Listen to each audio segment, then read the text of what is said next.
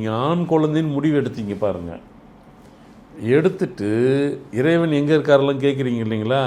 இப்போ சொல்கிறேன் பாருங்கள், இறைவன் எங்கே இருக்கிறாருன்ட்டு. நீங்கள் ஆண் குழந்தைன்னு கன்ஃபார்ம் பண்ணிட்டீங்க.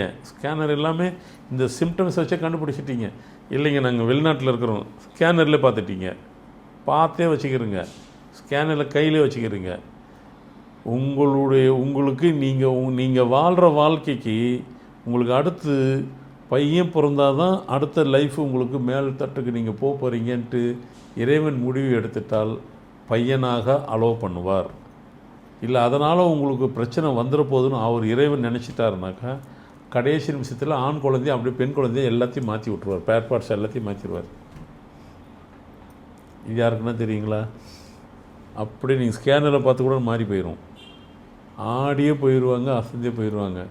ஏங்க நாங்கள் பார்த்தோங்க, இந்த பிள்ளை வந்துட்டு இவ்வளோ சிம்டம்ஸ் இருந்தது. ரெண்டாவது வயிறு ரொம்பவும் பெருசாக இருந்தால் அது பெண் பிள்ளை அது இல்லையா? சில பேருக்கு நார்மலாக இருந்ததுன்னா அது வேறு. நார்மலாக இருந்தால் ஆண் பையன், மேல் சைல்டு. வயிறு ரொம்ப பெருசாக இருந்ததுனாக்கா அது வந்து ஃபீமேல் சைல்டு, பெண் குழந்தை. வயிறு வந்துட்டு அப்படியே 2 பாகமாக இருந்துச்சுனாக்கா அது ரெட்டை குழந்தை. அது நல்லா தெரியும். அந்த வயிறு வந்துட்டு இப்படியே அப்படியே இப்படி தான் இருக்கும், அப்படியே 2 பாகம் விரியும் உள்ளுக்குள்ளே. அந்த வயிற்றில் நடுவில் ஒரு கோடு மாதிரி விழும்.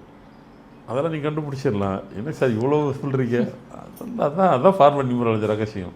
அப்படின்னா அது உள்ள 2 குழந்தை இருக்குன்றாங்க. இங்கே வருவாங்க கேரிங்க நேரத்தில், ஏமா அப்படி பார்த்துருவேன் 2 குழந்தை இருக்குமா, ட்வின்ஸா தெரியலையான்னுவாங்க. போய் பார்த்துட்டு வந்து சொல்லுங்கள் 2 குழந்தைக்கு பேர் வைக்கணும், அப்போ சொல்லுங்கள். இன்னும் ஃபோன் அடிப்பாங்க, ஐயா கரெக்டாக சொன்ன மாதிரி 2 குழந்தை, அதான் எங்களுக்கு தெரியுமே. ஸோ அப்போது இறைவன் லாஸ்ட் மினித்தில் கூட உங்களை மாற்றிடுவார். கண்டிப்பாக நடக்கும். சில பேருக்கு வீட்லேயும் 3 குழந்தை பொம்பளை பிள்ளை இருந்திருக்கும். ரெண்டாவது சில பேர் வாரிசில் ஆண் குழந்தையே இல்லை, எங்களுக்கு வேணும்பாங்க. ஆனால் உங்களுக்கு நீங்கள் ஜாதகமே கூட பாருங்கள், உங்களுக்கு ஆண் குழந்தை வாரிசே இல்லைன்றவாங்க. ஆனால் நீங்கள் அதுக்கு உண்டான அந்த இறைவனுடைய வேண்டி முழுசாக இறைவனை தான் நம்பணும், முழுசாக இறைவனை நம்பணும். குறிப்பாக ஆண் குழந்தையை கொடுக்கறதுக்கு யார் தெரியுமா முடியும்? அது சீக்கிரட்டை தான் பரவாயில்ல சொன்ன, நம்ம எவ்வளோ சீக்கிரட்டாக மறைச்சோம். சீக்கிரட்டே நம்ம இதிலே அகராதியிலே இல்லையே. ஆஞ்சநேயர் மட்டும் வேண்டுங்க ஆண் குழந்தை பிறக்கும், அதுதான் சீக்கிரட். ஆனால் அதுக்காக எல்லோரும் வேண்டிகிட்டு இருக்காதீங்க, தேவைக்கு வேண்டுங்க.